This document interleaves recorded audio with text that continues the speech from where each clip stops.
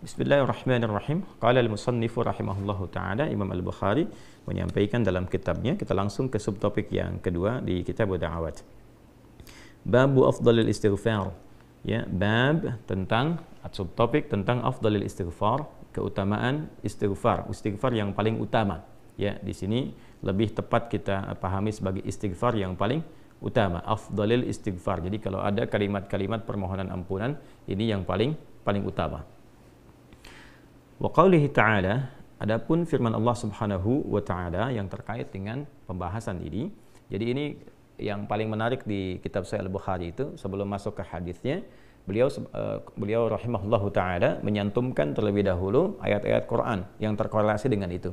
Ini menunjukkan kefaqihan Al-Imam Al-Bukhari. Jadi bukan sekedar ahli hadis, tapi juga beliau ahli Al-Quran, faqih, dia tahu konstruksi sebuah hukum, formulasinya, oh ini ayatnya, ini hadisnya. Maka dari kita memahami ayat saja, kemudian juga memahami penjelasan dalam hadisnya, kita sudah bisa mengetahui ini arahnya kemana, konstruksinya seperti apa. Ini diantara kefaqihan Al-Imam Al-Bukhari rahimahullahu ta'ala. Wa qaulihi ta'ala, adapun firman Allah Subhanahu wa taala yang terkait dengan topik ini, yaitu istighfar yang paling utama, yaitu di Quran surah Nuh ya, ayat 10 sampai 12 ya, kita sampaikan dulu ayatnya.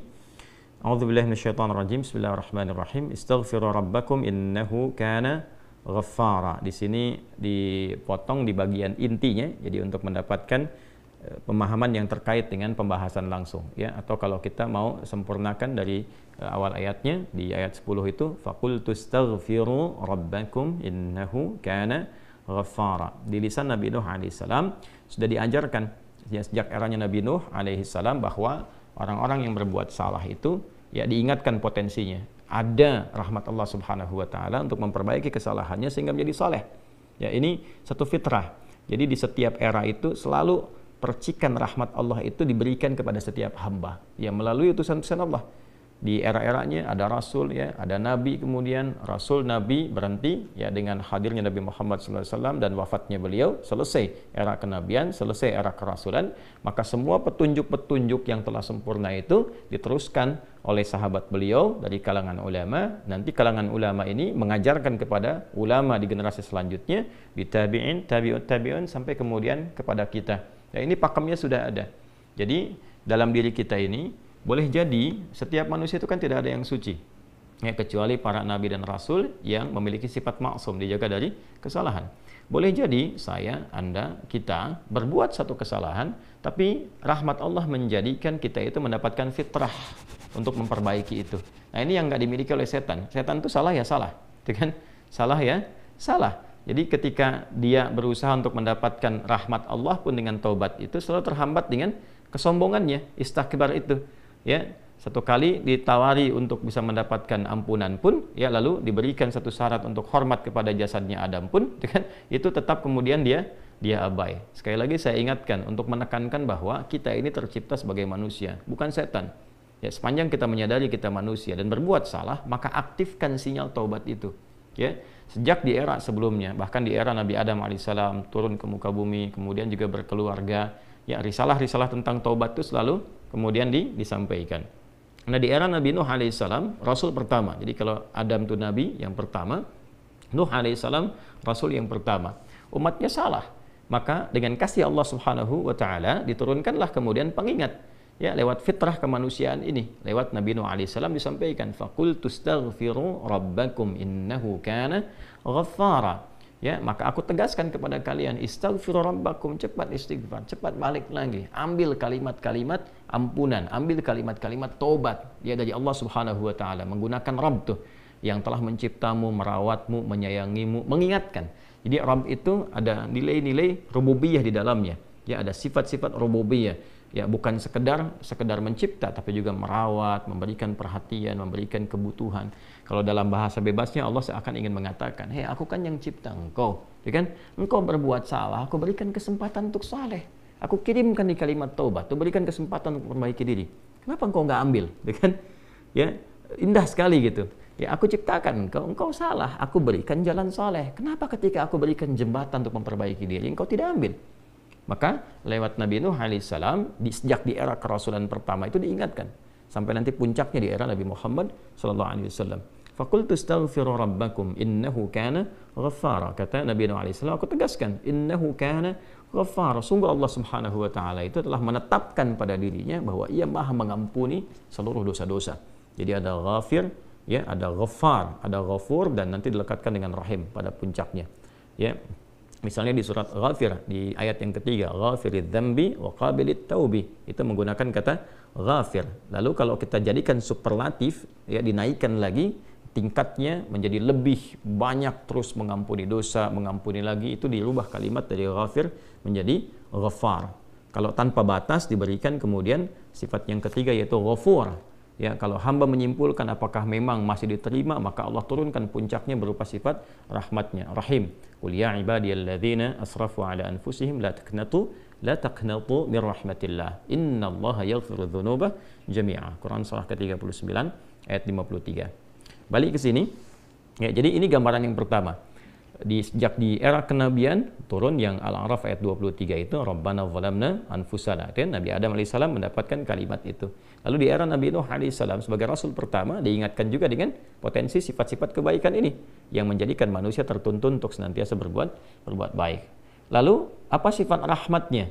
Ya, kalau kita kembalikan ke konstruksi Al-Baqarah ayat 37, tadi kan saya katakan di awal, ya, Allah menegaskan seorang yang taubat ingin merubah dirinya dari salah menjadi saleh, bukan sekedar dituntun oleh Allah, tapi juga dipercikan kasih sayang Allah kepadanya. Rahmat Allah diberikan.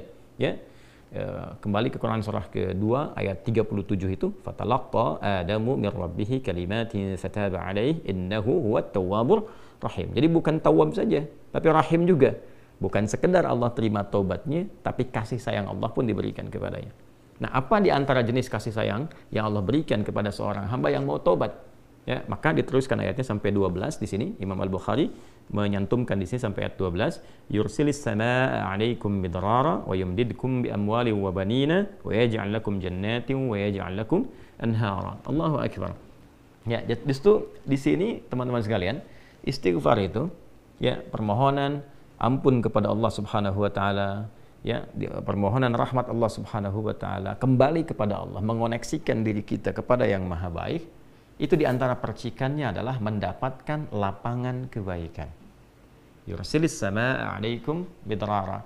Ya, walaupun Anda mendapatkan kesulitan dalam berkehidupan, bahkan yang sifatnya luas, ya, secara sosial, kalaupun tanahnya gersang, ya, kalaupun kemarau berkepanjangan, itu ternyata dengan satu daerah itu, satu desa itu, satu wilayah itu mengoneksikan diri mereka kepada Allah, beristighfar. Ini faedahnya istighfar. Dengan beristighfar kepada Allah, taubat dari maksiat, ternyata bisa mendatangkan rahmat bukan hanya untuk pribadinya, untuk satu wilayah. Ya, ini pelajaran dari Quran.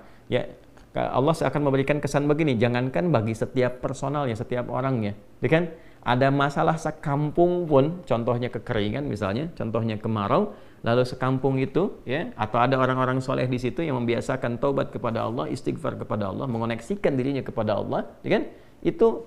Itu luar biasa, percikan rahmat Allah. Ya, apa diantaranya? Yursilis sama, ya, 'alaikum midrara. Allah memerintahkan kepada langit itu untuk menurunkan hujan, ya, dengan curah yang memberikan maslahat. Kemudian wa yumdidkum bi amwalin wa banina. Ya, lantas kemudian melapangkan kepada engkau urusan hartamu, ya, bahkan memberkahi engkau dengan keturunan-keturunan yang baik. Jadi masya Allah, ya, orang tua yang rajin istighfar, suami yang rajin istighfar, itu ternyata bukan sekedar menjadikan ia mendapatkan penerimaan taubat. Dia berhenti dari perbuatan maksiat, usaha-usaha yang tidak baik, dagang yang tidak benar, itu kan perbuatan curang, ya, perbuatan menipu, perbuatan-perbuatan yang tidak elok, korupsi, jauhi potensi itu. Disogok dia hindari, diajak korupsi dia jauhi dan sebagainya. Lalu konsisten pada kebaikan dan dia isi dengan istighfar.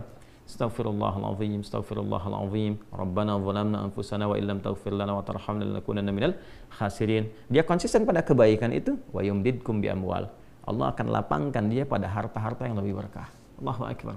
Itu faedah istighfar. Jadi kalau kita biasakan bertekad, berniat memperbaiki diri dari yang salah menjadi baik, itu Allah sudah berikan motivasi. Aku bukan hanya terima taubatmu, tapi aku rubah keadaan hidupmu lebih istimewa, lebih mahal nilainya dibandingkan dengan keadaan sebelumnya yang terlihat seperti fata morgana. Kemudian dikuatkan dengan Quran surah ketiga Ali Imran ayat 135, ya. Di sini disampaikan Allah Subhanahu wa taala berfirman, a'udzubillahi minasyaitonir rajim. Bismillahirrahmanirrahim. Walladzina idza fa'alu fahishatan aw zalamu anfusahum ini dzakarullaha fastaghfaru lidzunubihim wa may yaghfiru dzunuba illa Allah wa lam yusirru ala ma fa'alu wa hum ya'lamun. Di highlight di sini di firman Allah Subhanahu wa taala, dzakarullaha fastaghfaru lidzunubihim. Ya, yaitu orang-orang yang mendapatkan rahmat Allah Subhanahu wa taala itu. Jadi ini korelasinya dengan ayat 133. Jadi ayat 133 itu Allah Subhanahu wa taala berjanji bagi orang-orang yang menyegerakan istighfar. Jadi ingat dosa hari ini nih. Sekarang misalnya malam nih, kita ingat ada dosa yang dikerjakan. Lantas ketika ingat itu istighfar. Istighfar, minta ampun sama Allah gitu kan. Itu menyegerakan sesuatu tanpa jeda disebut dengan sara'a. Ya, sara'a. Jadi ada sa'a, ada sara'a. Kalau sa'a itu menyegerakan sesuatu dengan persiapan. Tapi kalau dia bersegera cepat, nyaris tanpa jeda, itu menggunakan sara'a. Sehingga guru-guru mengatakan bisurah, cepat, nggak usah banyak jedanya, ya kan? Nah, di Ali Imran ayat 133 Allah berfirman, wasari'u ila maghfiratin min rabbikum. Kalau engkau merasa ada salah, bergegas, jangan tunda-tunda. Ya, ingat malam ini, jangan tunda besok. Gimana kalau kemudian tengah malam meninggal? Ya, segera istighfari. Nah, orang yang menyegerakan istighfar saat ingat kesalahan, apa yang didapatkan? Wa jannatin arduha as-samawati wal ardu uiddat lil muttaqin. Maka orang ini akan diberi harapan oleh Allah, ya diperkenankan untuk memohon, bahkan ketika pulang disiapkan surga untuknya seluas langit dan bumi. Dan itu bagian dari sifat takwa. Jadi takwa itu bukan sekedar amar ma'ruf. Saat Anda ingat sholat, Anda ingat puasa, ingat baca Quran. Tapi takwa juga ada bagiannya nahi mungkar. Saat Anda ingat salah, lalu Anda taubat. Ya, saat Anda ingat salah, Anda pengen jadi soleh. Saat Anda ingat maksiat, Anda ingin taubat. Itu bagian dari takwa. Nah, bagaimana kemudian cara mengimplementasikan itu semua? Nah, ini poinnya. Ya, walladzina idza fa'alu fahishatan aw zalamu anfusahum dzakarullaha fastaghfaru lidzunubihim. Artinya, semua orang dengan keadaannya berpotensi berbuat salah. Ya, kecuali tadi Nabi dan Rasul yang punya sifat maksum. Ya, Allah jaga dari kesalahan. Kita yang bukan Nabi, bukan Rasul, itu berpotensi salah. Apapun profesinya, apapun jabatannya, apapun tugasnya, berpotensi salah. Ya, idza fa'alu fahisyah, ketika dia berbuat fahisyah. Ya, fahisyah itu pernah saya sampaikan ya, turunannya nanti fahsya namanya. Jadi sifat kesalahan yang muncul dari syahwat. Ya, al-zalamu anfusahum, atau bentuk mungkar, menempatkan sesuatu bukan pada tempatnya. Nah, saat seseorang berpotensi salah, ya, dari fahsya dan mungkarnya, dia berbuat perbuatan dari dorongan syahwatnya atau mungkar, dari keinginan nafsu perut dan akalnya, dia berbuat yang salah, lalu zakarullah, dia ingat Allah. Nah, ini poinnya. Ini menarik sekali nih. Ini menarik sekali. Kok lanjutan ayatnya zakarullah? Bukan dia sadar bahwa dia itu telah berbuat salah. Kenapa zakarullah? Ini poinnya. Ya. Karena Allah ingin selalu menautkan sifat seorang hamba menjadi baik itu dengan rahmatnya. Ini poinnya. Jadi kalau bukan rahmat Allah Subhanahu wa taala, mustahil kita bisa mengarah pada kebaikan. Allahu Akbar. Ya, lillah, karena Allah.